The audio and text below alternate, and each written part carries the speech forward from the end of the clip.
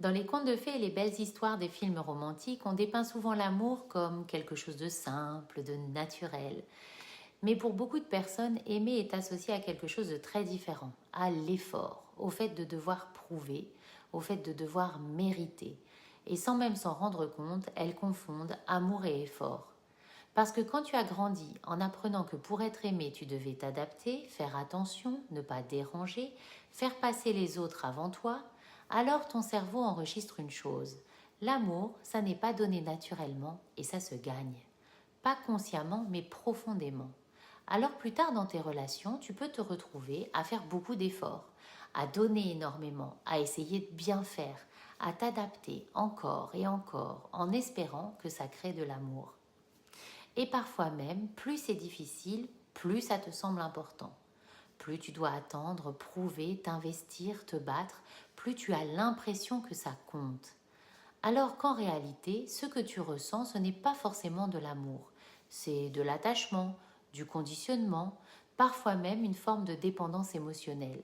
C'est un programme que ton cerveau connaît déjà. Parce que ton cerveau ne cherche pas ce qui est bon pour toi, il cherche ce qu'il connaît déjà. Même si ça demande de t'oublier, même si ça te fatigue, même si ça te fait souffrir. Et c'est là que beaucoup de personnes se perdent.